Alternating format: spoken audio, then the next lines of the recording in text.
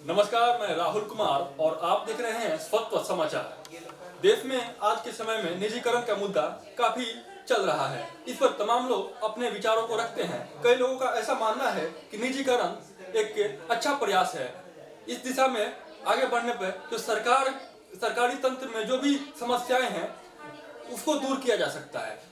काफी धांधली की बात होती है, रिश्वतखोरी की बात होती है, भ्रष्टाचार की बात होती है। इन सभी समस्याओं से काफी हद तक निजात पाया जा सकता है। जबकि कुछ लोग यह मानते हैं कि निजीकरण देश के लिए बहुत खतरा है और यह एक काफी गलत फैसला है सरकार का। तो इस पर हम तमाम लोगों की राय जानेंगे। इस पर हम अपने सभी पैनलिस्ट की राय जानेंगे। हमारे साथ बातचीत में मौजूद हैं अभिनव कुमार सर, आपका बहुत बहुत स्वागत है। हमारे साथ रिक्की हैं, इनका भी बहुत बहुत स्वागत है। हमारे साथ मोहम्मद गुफरान है, आपका भी बहुत बहुत स्वागत है। हमारे साथ हिमांशु सिंह है, आपका भी बहुत बहुत स्वागत है। तो चर्चा की शुरुआत में अभिनव के साथ करना चाहता हूँ। अभिनव, मैं आपसे जानना चाहता हूँ कि ये जो निजीकरण का विषय है, इसको आप कहाँ तक सही मानते हैं? क्या यह फैसला देश हित में है? नहीं, देखिए, निश्चित तौर पर ये देश हित में है और बहुत ही लोगों की सुविधा इससे बढ़ेगी। जो हमारा आम आवाम है उसको आज के डेट में जो सरकारी संस्थाएं हैं उसमें कठिनाइयों का सामना करना पड़ रहा है। तो निश्चित तौर पर निजी कंपनियों के आने से इसमें सहूलियत होगी और चीज़ें सुविधाजनक होगी। आज आप देख सकते हैं कि रेलवे में जो सरकारी ट्रेनें चल रही हैं उसमें सुविधा बहुत कम मिल पाती है, जबकि जो निजी ट्रेनें चल रही हैं उनमें लोगों को अधिक सुविधाएं मिल रही हैं। तो सुविधाओं का निश्चित तौर पर में बढ़ाव होगा और एक अच्छा प्रयास होगा, लोगों के लिए यह सुविधाजनक होगी। मोहम्मद गुफरान, मैं आपसे ये जानना चाहता हूँ, इन्होंने कहा कि जो प्राइवेट तंत्र है, जो भी प्राइवेट संस्थान है, यहाँ पे सुविधाएं ज़्यादा है सरकारी संस्थान के अपेक्षा। जैसे कि इन्होंने कहा कि जो भी प्राइवेट ट्रेन है इनमें सुविधाएं ज़्यादा है, जबकि सरकारी जो ट्रेन है उसमें इस तरह की बात नहीं है। तो इनकी बातों को आप कैसे देखते हैं? निश्चित रूप से उनकी बातों में कुछ सच्चाई है कि अभी प्राइवेटाइजेशन होने से हम लाभ होगा, लेकिन इसके दूसरे पक्ष को अगर हम लोग देखते हैं तो हम ये पाते हैं कि सबसे जो आज भारत का सबसे बड़ा मुद्दा जो है वो जो है एक्सप्लॉयटेशन ऑफ वर्कर, यानी वर्कर के शोषण का मुद्दा है। आज अगर हम लोग अब देखते हैं इंडिया में, तो हमारे देश के अंदर जो मिनिमम जो वेजेज रेट है वो 18,000 रुपया है। अगर आप जो है भारत के और इवन पटना के आप एग्जाम्पल ले लें और आप देखें तो आप पाएंगे कि मुश्किल से आप 1 या 2% ऐसे कंपनी और ऐसे जो है डिपार्टमेंट है जहाँ पे मिनिमम वेजेज को इंश्योर किया जाता है। इस हालात में जहाँ पे 2% तक लोग भी मिनिमम वेज नहीं ले पा रहे हैं, अगर उस हालात में अगर हम प्राइवेट कंपनी को बढ़ावा देंगे तो आगे क्या हो सकता है ये जग जाहिर है। दूसरी बात ये है कि इनकम गैप। ऑक्सफोर्ड के एक रिसेंट रिपोर्ट है जिसके अनुसार ये बताया गया है कि 40% जो इंडिया का जो वेल्थ है वो 1% लोग होल्ड करते हैं।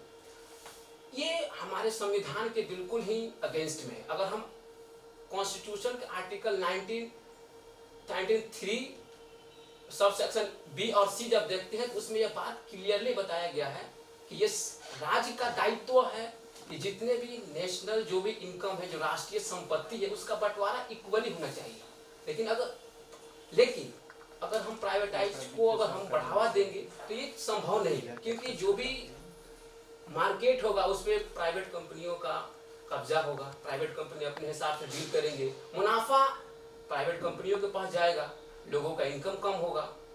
तो इससे मुझे लगता है कि सरकार को जो भी कंपनीज है, जो भी इंस्टीट्यूशंस है, उनको अपने पास रखना चाहिए और इसके लिए सरकार बहुत सारी कमेटियां पहले भी बनाई है और सरकार को बनाना चाहिए। इस पे एक्सपर्ट पैनल्स बनाना चाहिए और देखना चाहिए, इसका रिव्यू किया जाना चाहिए, क्या प्रॉब्लम है, प्रॉब्लम का समाधान होना चाहिए।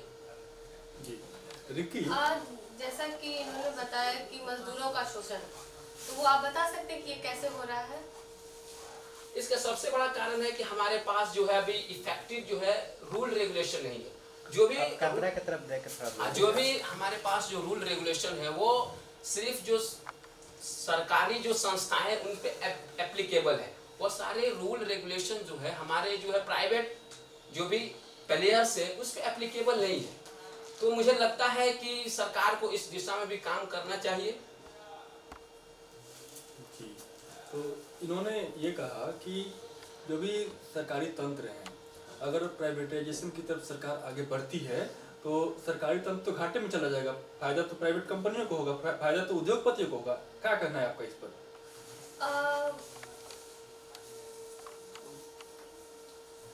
तो चलिए इस सवाल को मैं अभिनव जी से पूछना चाहता हूँ। अभिनव जी, इनका कहना ये है कि अगर सरकार प्राइवेटाइजेशन को बढ़ावा दिया जाता है तो फायदा तो उससे प्राइवेट कंपनियों को होगा। सरकार का जो सरकारी तंत्र है वो तो घाटे में चली जाएगी।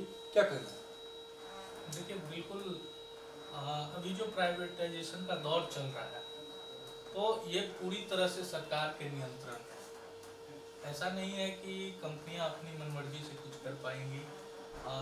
सरकारी होल्ड उन पर बिल्कुल बरकरार रहेगा। तो इससे जो है सो मुझे नहीं लगता है कि कुछ इस तरह का होने के आसार हैं।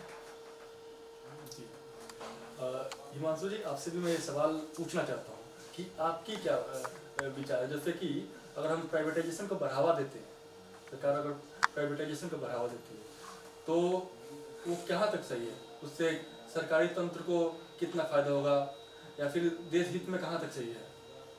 देखिए, जैसे कि वहाँ का सरकारी का जो माहौल है और प्राइवेट में आप सरकार अगर प्राइवेट में कर देती है, धीरे धीरे आम युवा सड़क पे आने लगते हैं और बेरोजगार छात्र किसी प्रकार के आंदोलन करने लगते हैं और फिर जो है देखिए, आपका कहना है कि जो भी ठीक है, आता हूँ आपके पास, लेकिन मुझे कंप्लीट कर लेने दीजिए।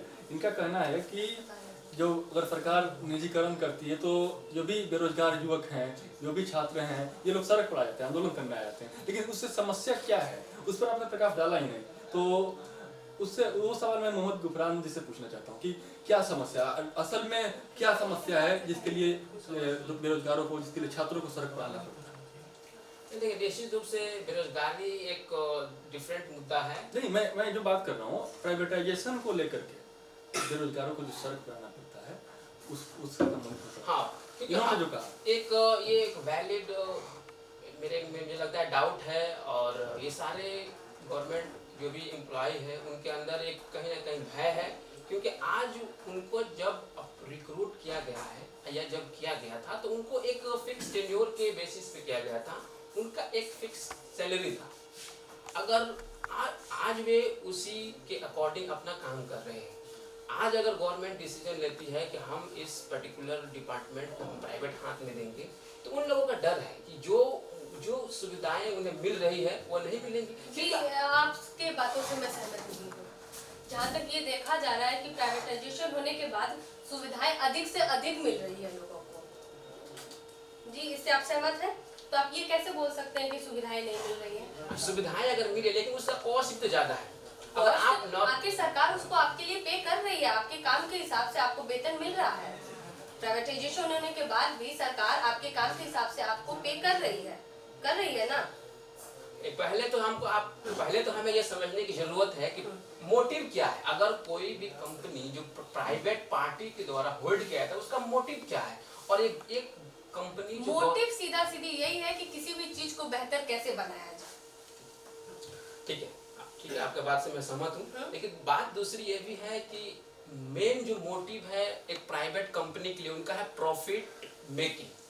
लेकिन अब उसके अगेंस्ट जब हम गवर्नमेंट का देखते हैं तो गवर्नमेंट की जो मोटिव होता है वो है welfare of the common people. तो हमें ये समझने की जरूरत है कि अगर कोई भी कंपनी एक कंपनी लगा रही है तो उसका सिर्फ एक मोटिव है कि ज्यादा से ज्यादा अर्निंग किया जाए। तो जाहिर सी बात है वो अर्निंग करने के बारे में ही सोचेंगे। लेकिन उसके अगेंस्ट में अगर हम एक गवर्नमेंट को देखें तो गवर्नमेंट के पास कोई प्रॉफिट का मोटिव नहीं है। उनका सिर्फ एक ही एजेंडा है कि ज्यादा से ज्यादा सुविधाएं अफोर्डेबल प्राइस पे लोगों को प्रोवाइड किया जाए। मैं हिमांशु जी से पूछना चाहता हूँ, क्या ज्यादा से ज्यादा कमाई प्राइवेट कंपनियों की महत्वपूर्ण है या फिर जनता की सुविधा महत्वपूर्ण है? या फिर सरकारी तंत्र में जो ज़्यादा कमाई है वो महत्वपूर्ण है? लेंथ बढ़ रहा है क्लोजिंग।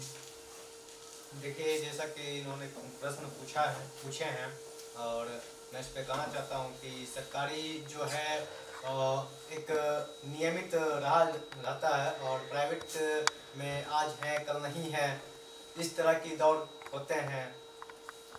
जी बहुत बहुत आभार हमारे सभी पैनलिस्ट का, अपने महत्वपूर्ण समय दिया और अपने महत्वपूर्ण विचार हमारे साथ साझा किया। इसके लिए मैं आपका हृदय तल से आभारी हूँ। बहुत बहुत धन्यवाद।